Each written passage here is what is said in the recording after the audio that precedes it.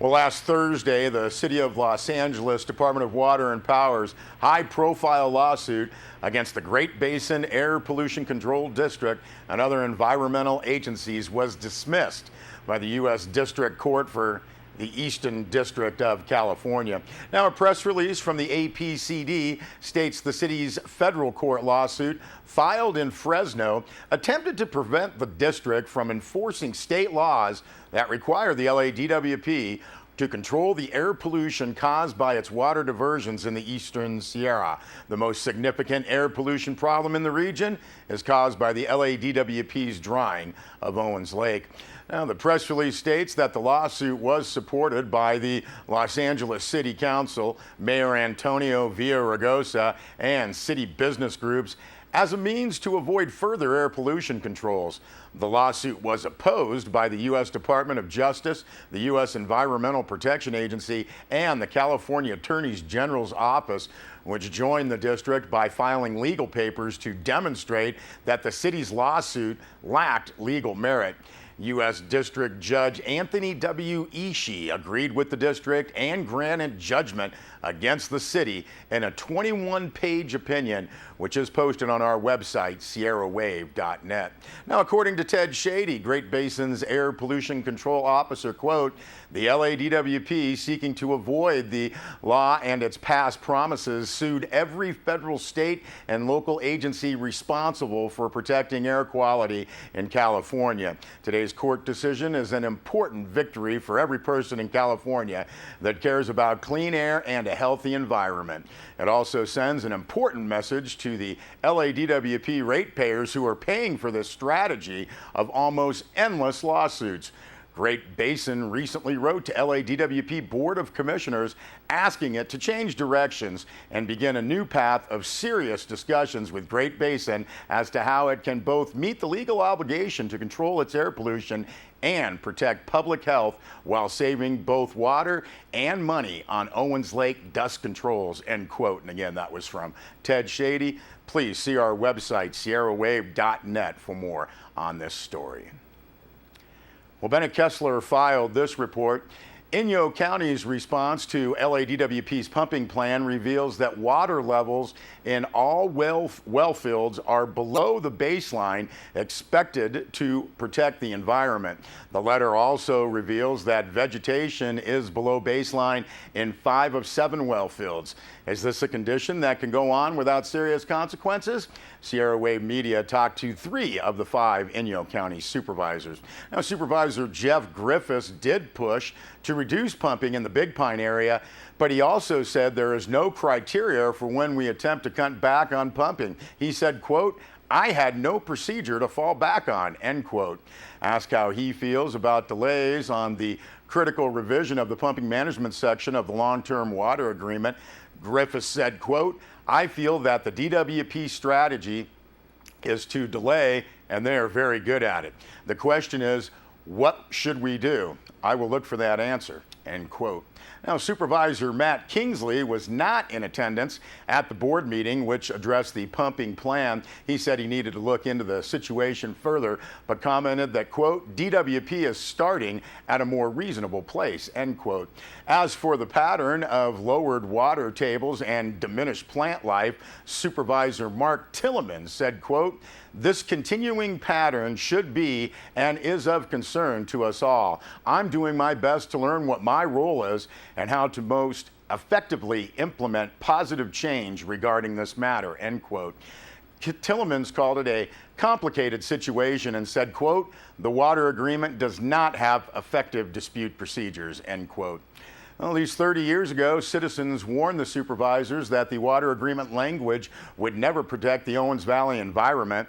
The awkward processes in that agreement have proven to be of little help.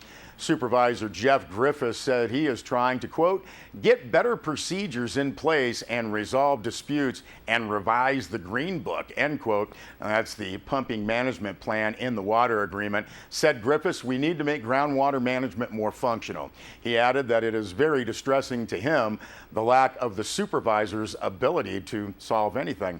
Griffiths also pointed to the Black Rock area north of Independence, which is now in a dispute process with DWP. DWP. Now, this issue has dragged on for more than 3 years, and as Griffiths said, groundwater-dependent vegetation is gone and won't come back. He also said the current method of delay does not serve Inyo. Impacts happen before action can be taken.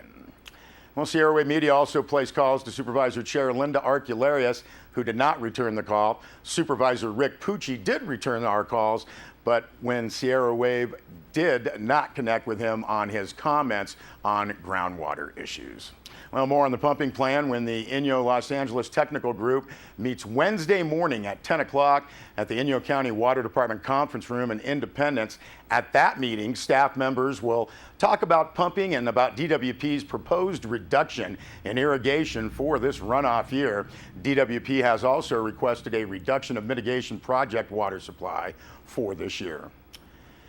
Well, Bennett Kessler also filed this story. Citizens and members of the town council in Mammoth Lakes expressed frustration at the fact that next year's fiscal budget is some $562,000 short.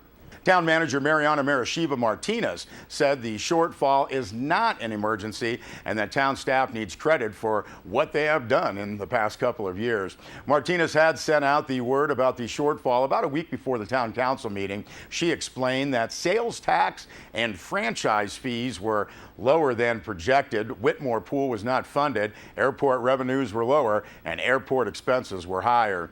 Martinez called all options to balance the budget bad. She said this is a structural problem and maybe next year will be better. Martinez also pointed out that the town council approved a 5-year budget plan last year with the use of revenue projections, and some of those did not pan out. Now, Martinez suggested ways to balance the budget but left it up to the town council. She said the council could delay hiring a community and economic development director, a budget management analyst, a new TOT specialist, and a new police officer. She also suggested shifting expenses for fishing enhancement, 4th of July fireworks, and Chamber of Commerce to Mammoth Lakes Tourism. Now, director of that group, John Erdy, was clearly miffed by the suggestion. He stood up and said, "This frustrates me. Why is this coming down to an emergency? This should have been known earlier. This is a fire drill that could have been avoided." Manager Martinez said it's not an emergency and the $1 million surplus in this fiscal year was a one-time surplus not to be applied to next fiscal year. Officials said it's hard to predict sales tax when figures come out 3 months after the fact. Now, Councilman Michael Raimondo said he wants to be ready for development and not delay the economic development director and the TOT specialist. Councilmember Joe Bacon also said she wants to find other things to cut. Councilman John Eastman said, quote, "I am in the frustrated and confused category. 5 months ago, we had a 5-year plan and a $1 million surplus. Now we have a shortfall," end quote.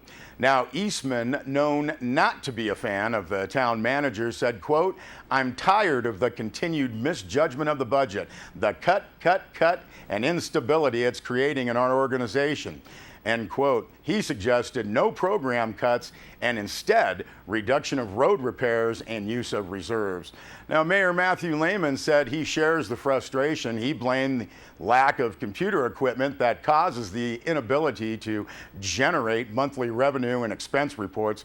He also suggested that it might be time to bring Whitmore Pool closer to town with a new facility. Lehman said he may want to look at the whole budget. Now, after the council criticism, Manager Martinez said, quote, "It's time for us to say, give us credit on the progress we've made. 3 years ago, you thought you had $14 million in the bank and you only had $1 million. There was a $2.7 million shortfall, and now it is $562,000. Please give us credit for what we have done," end quote. Mayor Lehman said there is a great level of appreciation. More budget hearings will be taking place, scheduled for May 15th, June 5th, with a final decision planned for June 19th. Well, one longtime Mammoth local, all-around good guy, Dave Foltz, he helped the town look a little better, and this is with a new sign for the Mammoth Lakes Police Station. Now, Mammoth Lakes Police Chief Dan Watson noted the Mammoth Lakes Police Department has called the former retail store at 568 Old Mammoth Road home since the department's creation in 1986. It's always had a sign identifying it as the police department, but never which police department. Now, several years ago, Dave Foltz, owner of Maverick Signs and Graphics, offered to donate a Mammoth Lakes Police Department sign and install it. The offer was readily accepted, and Mr. Foltz installed the new sign on May 1st. Chief Dan Watson said, quote, "I've never seen a police station that wasn't properly identified by signage. I appreciate the generosity and community spirit of Dave Foltz. The new sign looks great and incorporates the script of the new town logo." Great job there, Foltzy. Nicely done. We'll be back with more news.